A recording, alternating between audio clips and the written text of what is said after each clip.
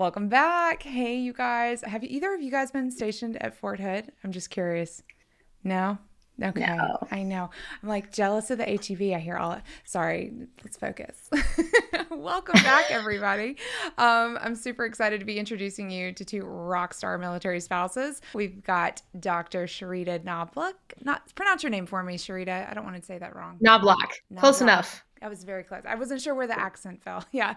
She's the owner and commander, love that, of AWN, military spouse of 11 years, and also dog owner, aspiring runner. I love this. Writer, speaker, and spiritual leadership coach. My God, like you check like all of my boxes. So welcome. Thanks so much. And then we also have Chrissy Gibbs joining us, also from the AWN team, content curator. Yep, I totally That's right. feel Yep. and appreciate that in my bones. I feel like you guys are my besties. We just have to formally meet and make that official. So, Chrissy, can you please give us a little background on you as well? Of course. I am an Army wife of 12 years now, and I have four boys. We currently are in Leavenworth, Fort Leavenworth, and excited to be here. Awesome. Sharita, where are you again? Remind me. We're at Fort Bliss. Fort Bliss. Awesome. So, yeah, okay. So, some Texas representing. Okay. So, before we get into talking about what AWN does and how amazing it is, we'll do that in just a second, I promise. We're going to cover your PCS Road Trip experiences. So, we'd like to know what experience you have, what tips you might have. Did any of the conversation earlier spark any ideas or memories or fun stories? So, first of all, actually, before I do that, how many PCSs do you guys have under your belts? Is that a number you have readily at hand? Sharita? Four-ish, I think. Okay. I'm not going to ask what the ish means. Kristen, what about you? We're working on our sixth one this summer. Awesome. Okay, great. Just to get a little bearing. I love getting like your rank, right? Your PCS rank. Like how many times have you done this? Okay, so tell me, what do you guys have? What are some of your most memorable experiences on a road trip? Sharita, we'll start with you. Yeah, I kind of laughed a little bit as far as, are you a planner or are you not? And I was just like, winging it. What are we even talking about? Like, Funny. I think I'm breaking into hives. Just I kidding. can't do this. I can't do this. Yeah, I am a hardcore planner when it comes to PCSs. And we've learned a lot because my husband is big on the mission. If we're PCSing, it is like mission for him. And I have to tell him to pump the brakes a little bit because it's not just him anymore. And it's been interesting the different flavors of our PCS over the years, as far as our first PCS was just me and him. And then the next one was with a 3-month-old, corner to corner, Fort Benning, Georgia to Joint Base Lewis McChord. And then the next one, I was pregnant with our second. And then the next one, I had a 1.5-year-old and a 4-year-old. So every single PCS has been different flavors. And so we've had kind of different battle rhythms for each of those. And my husband and I have really adapted to the season of life we're in. And so now we have a 5-year-old and 9-year-old, and they're way more road trip friendly. So road tripping is our jam now, even if it's not for an official PCS.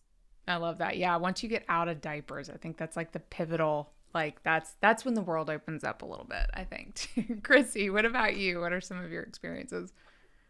That also opens up a lot of pit stops, I will say, though, once they're out of diapers. This is true. You lose that cushion. True.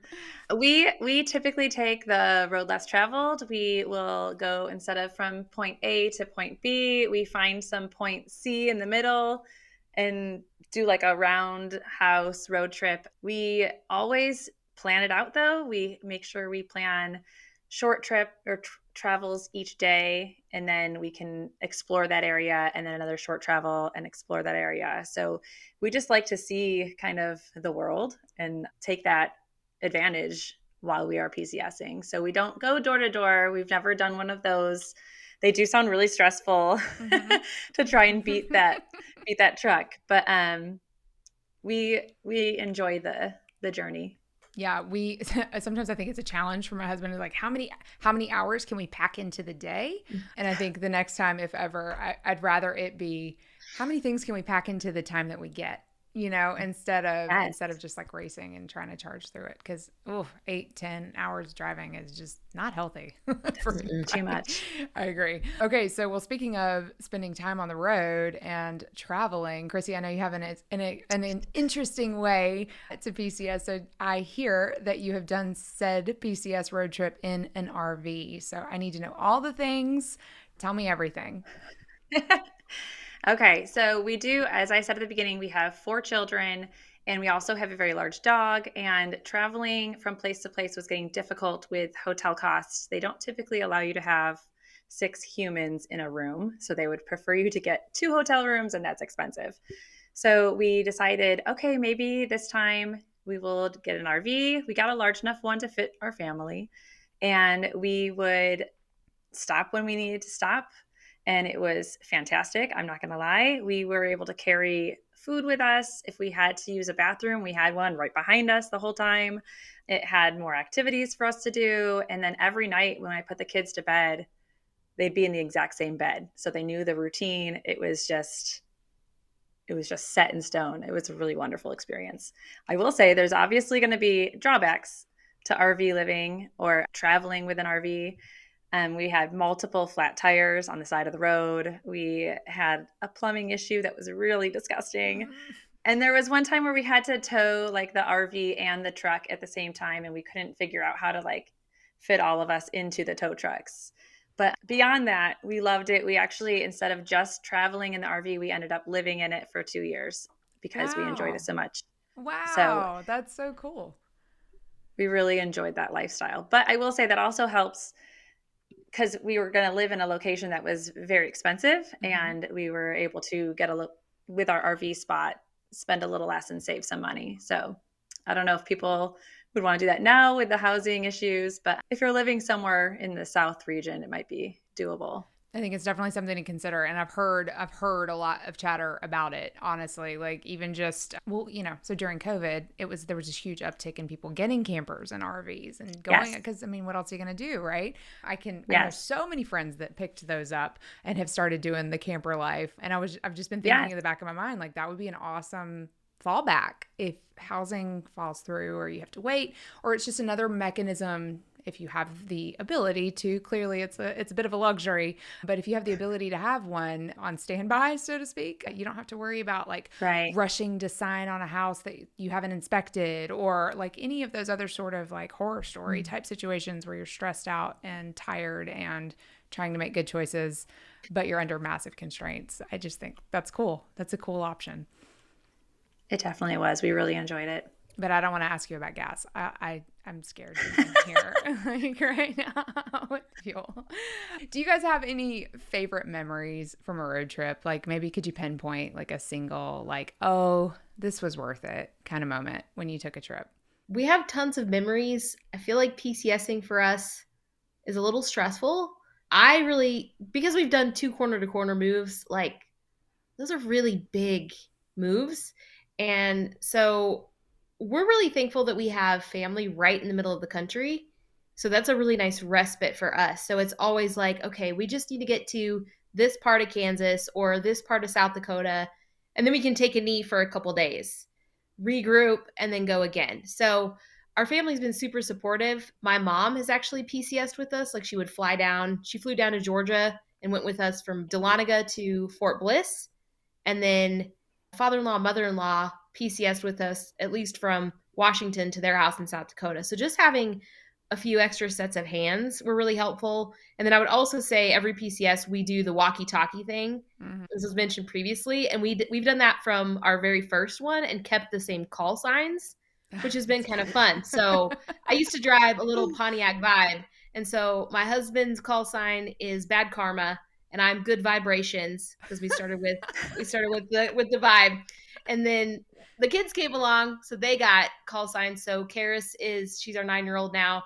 She's mac and cheese, and then Malik's mashed potatoes, because that was the last time we PCS. All they cared about was the one food they wanted to eat. Like, where are we going to get mashed potatoes and mac and cheese? So it'd be That is so cool. So it would be like good vibrations to Bad Karma. Bad Karma come in. Mac and cheese has to go pee. Like, this is important. Like, we need to And stop all the soon. truckers are like, what is What is happening? What? This is not That's like so Convoy. funny. Like, ooh, I That's don't so funny. understand. Yeah, Yeah. we'll have to check in with Megan in a bit and see what her call sign is. I'm curious about this. It's my dad randomly when I was a kid had a CB radio. I think he was just nosy, and he traveled a lot on the road, so I'm sure it served a purpose. But we'd always love to get on there and say random things. Too fun for the kids. I love that. All right, Chrissy, you're up. What you got for a memory? You were mentioning earlier if people have like certain stops, we definitely hit up the national parks and take advantage of the fact that we can get in for free. So we hit as many as possible on our giant road trip, and we actually ended up in Canada and got up into the mountains in Banff, and it was glorious. It was beautiful. It's amazing. So. Yeah. We always love to like recenter people. I mean, again, PCSing is so stressful, but like, y'all, there's so much wonder out there. And everyone always says like, you joined for the adventure. Like, this is a huge, great opportunity to pack in an adventure. Exactly. Yes. I love that. Okay. Let's talk about AWN. Sharita, tell us all about Army Wife Network and where we can find you, like all the things. Yeah, so Army Wife Network has been around for 12 years this month online, and our podcast, Army Wife Talk Radio, has been around for 17 years in 2022. So I kind of like to joke that they were podcasting before podcasting was cool, because I was not listening to podcasts in 2005, right? So we've been around the block a time or two. We've got over 2,500 blogs, coming up on 900 episodes in our podcast archives. All volunteer powered. That's amazing. You've done that a time or two. Only a couple. It's such a great resource, you guys. I'm not kidding. Like, check it out. They have some amazing content. They have some amazing folks that they've interviewed and talked to, and awesome conversations. And truly, like, probably most of us at Milspouses out there doing the podcasting, video podcasting thing, probably have you all to thank for laying the groundwork for a platform with content such as that, where we can. It's been really cool over the years, because back when they started this in 05/09, whichever you want to start, use as a start date, it started out primarily for Army, like the branch of Army, and primarily for wives.